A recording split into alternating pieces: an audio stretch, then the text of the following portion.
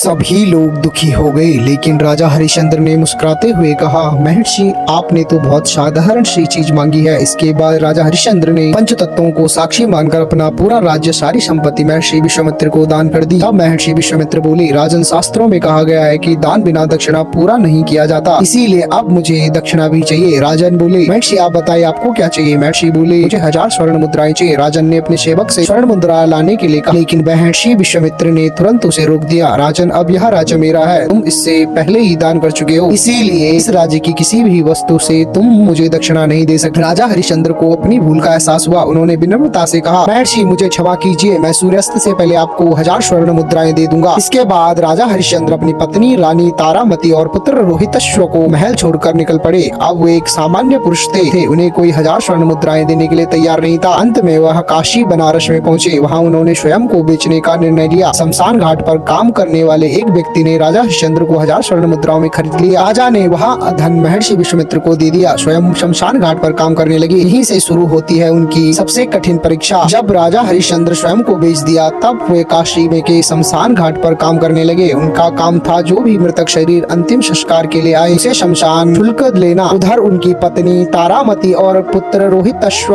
बहुत कष्ट में जीवन बिताने लगे। रानी तारामती एक ब्राह्मण के घर दासी बनकर काम करने लगी। एक दिन बहुत ही बड़ी विपत्ति आ गई। जंगल में फूल तोड़ने के समय रोहितश्व को सांप ने काट लिया और उसकी तुरंत मृत्यु हो गई। अपने इकलौते पुत्र का मृतक शरीर गोद में लेकर रानी तारामती रोती बिलखती शमशान घाट पहुंची, जहां राजा हरिश्चंद्र काम कर रहे थे। लेकिन उस समय अंधेरा था और दोनों एक दूसरे को पहचान नहीं पाए। राजा हरिश्चंद्र ने अपने कर्तव्य के अनुसार कहा, शमशान में अंतिम संस्कार करने के लिए कर देना होगा। रानी तारामती रोते हुए बोली, मैं बहुत गरीब हूँ, मेरे पास देने के लिए कुछ भी नहीं है, यह मेरा इकलौता पुत्र है। जब राजा हरिश्चंद्र का ध्यान गया तो उन्होंने पता चला कि वह तो उनकी पत्नी तारामती है और मृतक बालक उनका अपना पुत्र रोहितश्व है। यह देखकर उनका हृदय टूट गया, लेकिन फिर भी उन्होंने सत्य और कर्तव्य का मार्ग नहीं छोड़ा। उन्होंने कहा, तारामती, मैं तुम्हारा पति जरूर हूँ, लेकिन इस समय मैं शमशान का सेवक हूँ। नियम के अनुसार बिना करके अंतिम संस्कार नहीं हो सकता। अब रानी तारामती ने कहा, मेरे पास देने के लिए तो कुछ भी नहीं है, अगर चाहो तो मेरी साड़ी का आधा हिस्सा ले लो। इतना सुनकर यहाँ उपस्थित देवता भावुक हो गए और उसी समय आकाश से देवराज इंद्र और महर्षि विश्वामित्र प्रकट हुए। महर्षि विश्वामित्र बोले, राजन हरिश्चंद्र, यह सब आपकी परीक्षा थी। आपने हर परिस्थिति में सत्य और धर्म का पालन किया है। आप सच में ही तीनों लोकों में सबसे बड़े सत्यवादी और त्यागी हैं। इसके बाद देवताओं ने रोहितश्व को फिर पुनः जीवित कर लिया और हरिश्चंद्र को उनका राज्य वापस दे दिया। अब से राजा हरिश्चंद्र का नाम सत्य और त्याग की सबसे बड़ी मिसाल बन गया। यह कहानी हमें सिखाती है कि सत्य का मार्ग कठिन जरूर होगा, लेकिन अंत में सत्य की ही विजय होती है।